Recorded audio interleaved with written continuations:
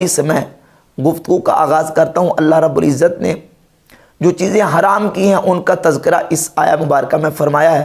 اعوذ باللہ من الشیطان الرجیم، بسم اللہ الرحمن الرحیم۔ قل لا اجد فیما اوحی الی محرما علی طاعم یطعمہ الا ان یکون میتۃ او دما مسفوحا او لحم خنزیر فانہ رجس۔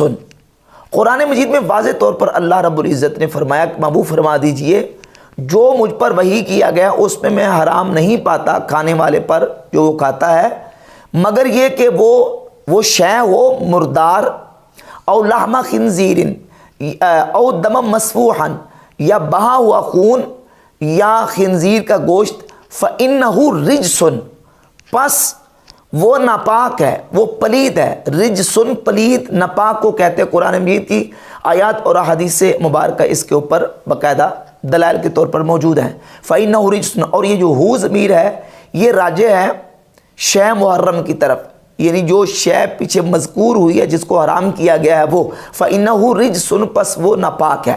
قرآن مجید کی اس آیت کی تفسیر کرتے ہوئے امام قرطبی اپنی تفسیر الجامع لاحکام القرآن، مشہور ہے تفسیر قرطبی کے نام سے، جلد 2 صفحہ 217 پہ لکھتے ہیں: اتفق العلماء علی ان الدم حرام نجس لا یؤکل ولا ينتفع به۔ اس بات پر علماء کا اتفاق ہے کہ خون ناپاک ہے، نجس ہے، حرام بھی ہے اور ناپاک بھی ہے، اور نہ اس کو کھایا جا سکتا ہے اور نہ ہی اس سے کوئی نفع حاصل کیا جا سکتا ہے۔ امام ابن حجر عسقلانی فتح الباری شرح صحیح بخاری کی جلد نمبر 1 صفحہ نمبر 464 پہ حدیث نمبر 240 کے تحت لکھتے ہیں: وَالدَّمُ نَجِسٌ اتفاقاً، فرماتے ہیں کہ خون بالاتفاق نجس ہے، ناپاک ہے۔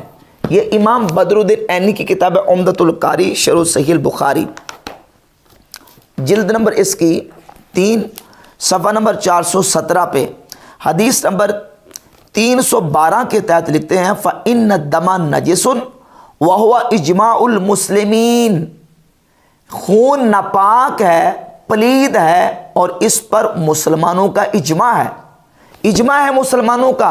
اور مرزا جیلمی کہہ رہے ہیں کہ انہوں نے اپنی طرف سے اپنے کولو مسئلہ کر لیا ہے کہ خون ناپاک ہوتا ہے۔ قرآن مجید کی آیہ مبارکہ اور پھر محدثین کے حوالہ جات پیش کر کے میں احادیث آپ کے سامنے رکھوں گا۔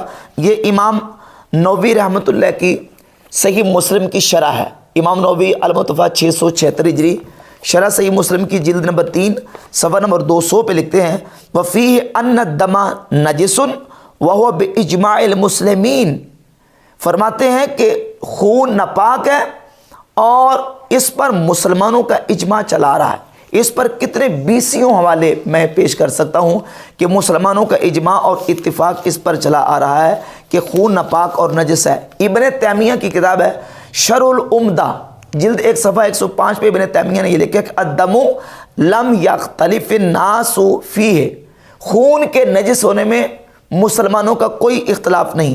امام ابن عبد البر اندلسی اپنی کتاب الاستذکار جلد 1 صفحہ 331 پہ لکھتے ہیں: لا خلاف ان الدم المسفوح رجس، اس میں کوئی اختلاف نہیں کہ جو رگوں کا بہنے والا خون ہے وہ ناپاک ہے اور نجس ہے۔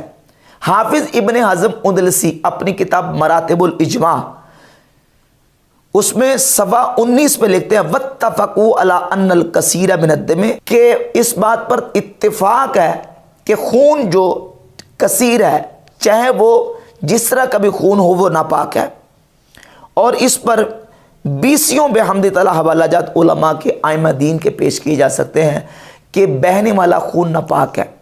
اب ان حوالہ جات کے بعد مرزا جیلمی کی سٹیٹمنٹ کو چیک کریں کہ وہ کہتا ہے کہ